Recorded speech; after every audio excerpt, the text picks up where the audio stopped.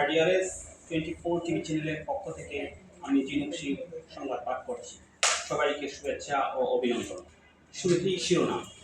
কুড়িগ্রাম এবং ফোপদের মৌলিক প্রশিক্ষণ, ইসরায়েল এবং ইরান যুদ্ধে 250 জন নিহত এবং ভারত বাংলাদেশ নারী ফুটবলে বাংলাদেশ 3-0 গোলে বিশাল জয়। এবার আমরা সরাসরি চলে যাচ্ছি কুড়িগ্রাম তপনদের কাছে এবং ফোপদের মৌলিক প্রশিক্ষণ সম্পর্কে জানার জন্য। তপন, শুনতে পাচ্ছেন? তপন, শুনতে পাচ্ছি। তখন কুড়িগ্রামে এবং ফোপদের মৌলিক প্রশিক্ষণ চলছে, সেখানে মূল পরিস্থিতি কেমন এবং কতজন প্রার্থী এসেছেন এবং কে কোথা থেকে এসেছেন বিস্তারিত আমাদেরকে জানান। ধন্যবাদ আপনাকে। আপনি নিশ্চয়ই অবগত আছেন যে আমি আজকে সকাল 8টায় কুড়িগ্রাম RDRS ট্রেনিং সেন্টারে অবস্থানরত রয়েছি। এই ট্রেনিং সেন্টারের মধ্যে বিগত 6 তারিখ থেকে 10 দিনের ট্রেনিং, 10 তারিখ থেকে 10 তারিখ পর্যন্ত ট্রেনিং এর বিভিন্ন জায়গা থেকে এমএফও সবাই এসেছেন ট্রেনিং এর জন্য। আমি এই মুহূর্তে সবাই দেখতে পাচ্ছেন যে এখানে বিভিন্ন জায়গা থেকে বিভিন্ন জেলা থেকে এসেছেন এবং ডক্টর 2 জন ট্রেনার উপস্থিত রয়েছেন।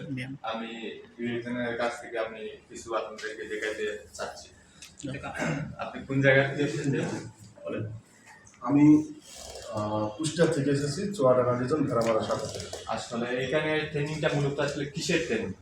এখানে ট্রেনিংটা আমাদের এমওফোরদের এই RDRS সম্পর্কে, RDRS এর নীতিমালা সম্পর্কে আমরা যাতে ফিল্ড অবস্থায় গার্লসদের সাথে সেরকম নীতিমালার অনুসারে আমরা কাজ করতে পারি, এই সকল বিষয়ে আমাদেরকে জ্ঞানমূলক দিচ্ছেন। আমরা এখানে এসে অনেক কিছু শিখতে পারছি যা আমরা আগে এই RDRS সম্পর্কে আমরা এতটা জানতাম না। আমরা এখানে এসে খুব উপকৃত। আজকে ট্রেনিং এর কততম দিন চলতেছে? আজকে ট্রেনিং এর 3য়তম দিন। এই 3 দিনের মধ্যে আপনারা কি কি শিখতে পেরেছেন? এই 3 দিনের মধ্যে আমরা আমাদের কর্মীদের যে নীতিমালাগুলো আছে, আমাদের মূল্যবোধ, RDRS এর মিশন ভিশন, তারপরে আপনার এই আমাদের অডিট মনিটরিং, তারপরে গ্রাহকদের যে সমিতি কীভাবে আমরা ডিসিপ্লিন করব, এই সকল নিয়ে আরও অনেক কিছু নিয়ে আমাদের এখানে আলোচনা হচ্ছে, যা আমরা অনেক কিছু শিখতে পারছি। ধন্যবাদ। মূলত তখন শুনতে পাচ্ছেন? হ্যাঁ, শুনতে পাচ্ছি। এখানে কতজন প্রার্থী এখানে আমি মোট দেখতে পাচ্ছি 20-22 জনের মতো হবেন আশা করি। সবাই বিভিন্ন জেলা থেকে অনেক কষ্ট করে এসেছেন। সবাই আচ্ছা, আপনার কাছে কিছু জানতে পারি? আপনি কোন জায়গা থেকে এসেছেন? নরসিংদী থেকে। নরসিংদী থেকে। এই যে আপনাদের এখানে অবস্থানরত রয়েছেন, আপনাদের কি কোনো সমস্যা আছে থাকা খাওয়া? না, আমাদের এখানে কোনো সমস্যা নাই। এখানে পরিবেশ অত্যন্ত ভালো, খাবার দাবার সবকিছুই ভালো। এখানে আমাদের যে ট্রেনার আছে 2 জন, ওনাদের আচার আচরণও ভালো, সব দিক দিয়ে ভালো আছে। ট্রেনার আছে, আচ্ছা ঠিক আছে। তাহলে আপনারা সবাই ভালো আছেন? জি, ইনশাআল্লাহ আমরা সবাই ভালো আছি। এই মুহূর্তে দেখতে পাচ্ছি আমাদের এখানে দক্ষ 2 জন ম্যাডাম আছেন। ওনারা এখানে ট্রেনিং সবাইকে দক্ষভাবে ট্রেনিং দিতেছেন। ঠিক আছে, ধন্যবাদ তপন। এখন সংবাদটি 1 মিনিট বিরতির জন্য,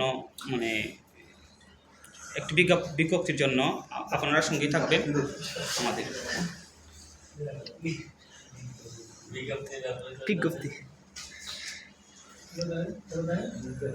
বিজ্ঞাপন। সবাই হ্যাঁ, আপনারা কি আমার মতো চুল পাকাতে চান আর হেয়ার ফল করতে চান? তাহলে যে সে তেল ব্যবহার করুন। আর যদি এই দাদার মতো যদি চুল কালো করতে চান, তাহলে অরিজিনাল RDRS এর সরিষার তেল ব্যবহার করুন।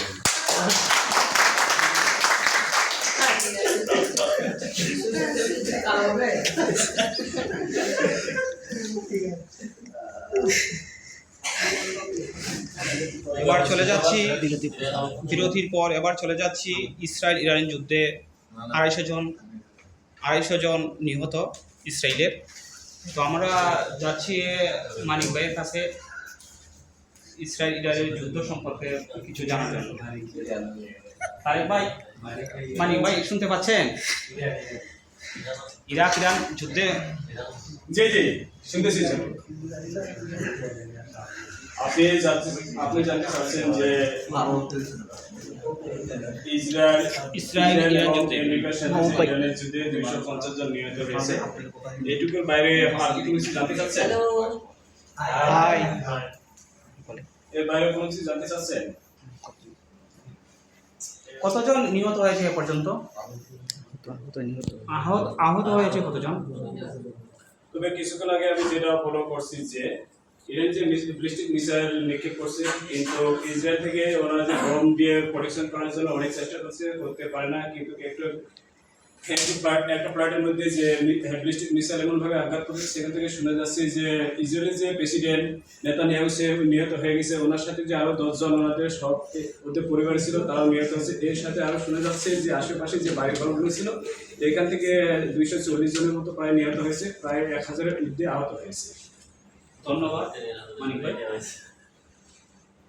তো এখন শোনাচ্ছি ভারত বাংলাদেশের ফুটবল খেলা। এদিকে ভারত বাংলাদেশের নারী ফুটবলে বাংলাদেশ 3-0 গোলে ভারতের সাথে জয়লাভ করেছে। এটি একটি বাংলাদেশের জন্য বিশাল জয়। ধন্যবাদ সবাইকে।